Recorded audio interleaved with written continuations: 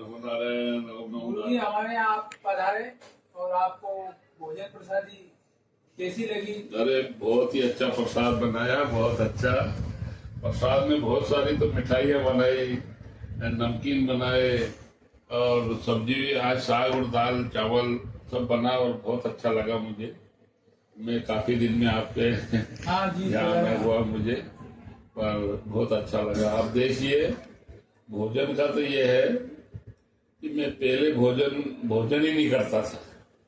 एक गांव में मैं रहता था, जो मानिया गांव है पास में, तो वहाँ मैंने एक यज्ञ करवाया था, ग्राम उस गांव को नागल करवाया।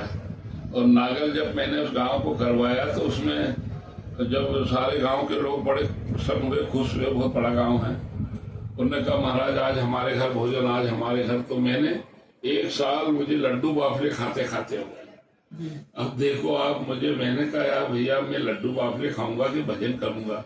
कह रहे मैं कहता कि भैया मुझे रोटी खिला दो, तो वो मुझे रोटी नहीं खिलाते कि महाराज तुम्हारे माध्यम से हम भी लड्डू बाफले खा लेंगे। जैसे आपके घर आज कितने मिठाई बनी, दीपावली पे तो सबके घर बनती, पर आपके घर मुझे बहुत अच्छा लगा भोजन में।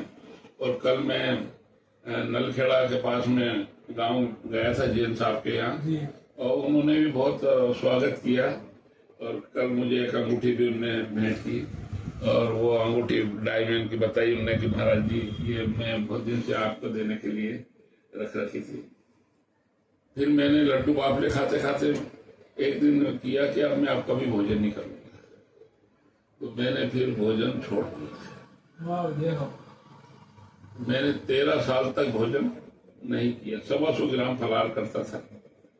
और एक हमारे गुप्ता जी थे, उनके घर से मेरे यहाँ 125 ग्राम आश्रम में बन के फलाहार आ जाता था। 250 ग्राम का पैकेट 2 दिन में वो राजगढ़े का आटा का भोजन बनाते थे। काफी दिन तक मैं रेलवे स्टेशन पे रही है पचौर में अपने, तो 7 साल तक मैंने झोपड़ी नहीं बनाई, कुटिया। वो एक टेबल रखा था, कुर्सी, उस टेबल पे सो जाता था और उसी पे बैठा रहता था। वो भगवान भोलेनाथ का जाप करता था, ओम नमः शिवाय। और लोग कहते थे कि महाराज तो महाराज ऐसा लग लिया नहीं, पागल हो गए, जैसे यहीं भीग जाता है, यहीं सूख जाता है। हमने कहा हमें जब भोलेनाथ अपना आश्रम स्वयं बनवाएंगे, जब भी मैं अपने आश्रम में रहूंगा और किसी के घर में नहीं रह सकता। फिर धीरे धीरे हमने बहुत प्रयास किया, समय आया तो आज मैंने नौगिरे शनि मंदिर बना दिया। बड़ा आनंद है उससे, आज मैं बहुत सुखी हूँ, आनंद हूँ। महामंडलेश्वर बन चुका हूँ, श्री श्री 1008 अनंत विभूषित महामंडलेश्वर, शनिधाम पीठाधीश्वर। देखो आप, ये बहुत बड़ी कृपा है। भगवान के नाम जाप में इतना आनंद मिलता है। आप भगवान के भजन करो, भजन करने से आपको सब कुछ मिल जाएगा। अपना घर परिवार में इतनी खुशियां मिल जाएगी कि जितनी खुशियां हम बाहर देखते हैं, इससे अधिक खुशियां अपने परिवार में मिलेगी।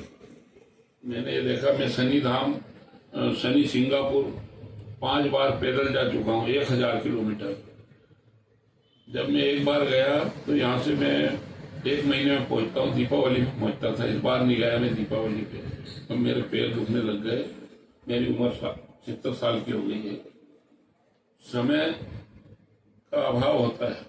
जब मैं शनि सिंगापुर में वहाँ आश्रम में गया तो वहाँ के मैनेजर से मैंने बात करी कि भैया मुझे सुबह भगवान का पूजन करना है, अमावस का दिन है, मुझे क्या करना पड़ेगा?